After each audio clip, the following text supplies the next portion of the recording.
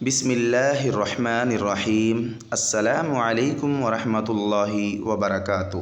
ناظرین محترم، آج ہم ایک بہت اہم اور دلچسپ موضوع پر بات کریں گے۔ کیا آپ نے کبھی سوچا ہے کہ اللہ تعالیٰ نے حضرت آدم علیہ السلام کو مٹی سے پیدا کیا، لیکن حضرت حوا علیہ السلام کو مٹی سے کیوں نہیں بنایا؟ اس کے پیچھے کیا حکمت تھی؟ آج ہم قرآن و حدیث کی روشنی میں اس حقیقت کو جاننے کی پوری کوشش کریں گے۔ ناظرین محترم، جب اللہ تعالیٰ نے حضرت آدم علیہ السلام کو پیدا فرمایا تو فرشتوں کو حکم دیا کہ آدم علیہ السلام کو سجدہ کریں۔ تمام فرشتوں نے اللہ کے حکم کی تعمیل کی، لیکن ابلیس نے تکبر کیا اور سجدہ کرنے سے انکار کر دیا۔ اسی گھمنڈ اور نافرمانی کی وجہ سے وہ اللہ تعالیٰ کی رحمت سے محروم ہو گیا۔ حضرت آدم علیہ السلام جنت میں رہتے تھے۔ جنت میں ہر طرح کی نعمتیں موجود تھی، خوبصورت باغات، بہتی ہوئی نہریں اور لذیذ پھل، وہ سب کچھ جو انسان چاہ سکتا ہے۔ لیکن ان تمام نعمتوں کے باوجود حضرت آدم علیہ السلام تنہائی محسوس کرتے تھے۔ اللہ تعالیٰ اپنی حکمت کے مطابق حضرت آدم علیہ السلام کے لیے ایک ساتھی پیدا کرنا چاہتے تھے۔ چنانچہ اللہ تعالیٰ نے حضرت آدم علیہ السلام کی ایک پسلی سے حضرت حوا علیہ السلام کو پیدا فرمایا۔ جب حضرت آدم علیہ السلام نے حضرت حوا علیہ السلام کو دیکھا تو حیران ہو گئے۔ روایتوں میں آتا ہے کہ انہوں نے پوچھا کہ آپ کون ہیں؟ انہوں نے جواب دیا، میں عورت ہوں۔ حضرت آدم علیہ السلام نے پوچھا، آپ کو کیوں پیدا کیا گیا؟ حضرت حوا علیہ السلام نے جواب دیا، تاکہ آپ مجھ سے سکون حاصل کریں اور میں آپ کی ساتھی بنوں۔ ناظرین کرام، یہ وہ حقیقت ہے جس کا ذکر قرآن مجید میں ملتا ہے کہ اللہ تعالیٰ نے تمہارے لیے تمہیں میں سے جوڑے پیدا کیے تاکہ تم ان سے سکون حاصل کرو، اور تمہارے درمیان محبت رحمت رکھ دی۔ اب سوال پیدا ہوتا ہے کہ اللہ تعالیٰ نے حضرت حوا علیہ السلام کو مٹی سے کیوں نہیں بنایا؟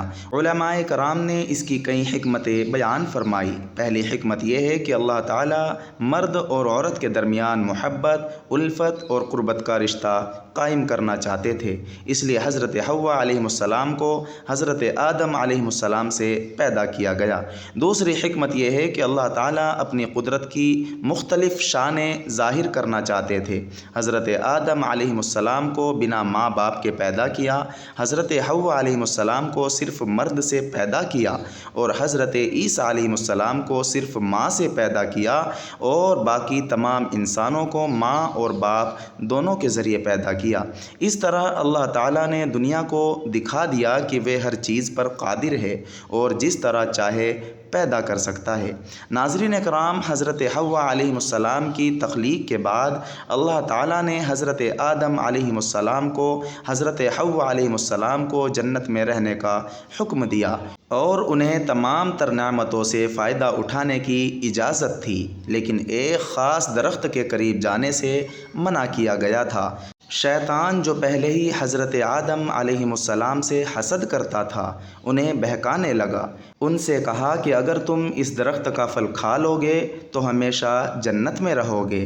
آخر کار وہ شیطان کے دھوکے میں آ گئے اور اس درخت کا پھل چکھ لیا، لیکن جیسے ہی انہیں اپنی غلطی کا احساس ہوا، انہوں نے فوراً اللہ تعالیٰ سے معافی مانگی۔ اللہ تعالیٰ نے ان کی توبہ قبول فرما لی اور انہیں زمین پر بھیج دیا تاکہ وہ یہاں زندگی گزارے اور اپنی آنے والی نسلوں کے لیے مثال بنے۔ ناظرین کرام، اس واقعے میں ہمارے لیے بہت بڑا سبق ہے۔ انسان سے غلطی ہو سکتی ہے، لیکن سب سے بہتر انسان وہ ہے جو اپنی غلطی کو تسلیم کرے اور اللہ تعالیٰ کی طرف رجوع کرے۔ اسلام نے عورت کو بہت بلند مقام عطا فرمایا ہے۔ ماں کے قدموں تلے جنت رکھی، بیٹی کو رحمت کہا گیا اور نیک بیوی کو دنیا کی بہترین نعمتوں میں شمار کیا گیا۔ اسی لیے حضرت حوا علیہ السلام کی تخلیق کا واقعہ ہمیں یہ سکھاتا ہے کہ مرد اور عورت ایک دوسرے کے لیے سکون، محبت اور رحمت کا ذریعہ ہے۔ دونوں مل کر خاندان اور سماج کی تعمیر کرتے ہیں۔ اللہ تعالی ہمیں قرآن و سنت کو سمجھنے اور اس پر عمل کرنے کی توفیق عطا فرمائے۔ آمین یا رب العالمین۔ اگر آپ کو یہ ویڈیو پسند آئے تو اسے لائک، شیئر اور ہمارے چینل اسلامک شارٹس 3154 کو سبسکرائب ضرور کریں۔ کمنٹ میں آمین ضرور لکھیے گا تاکہ آپ دعاؤں کا حصہ بن سکیں۔ السلام علیکم ورحمۃ اللہ وبرکاتہ۔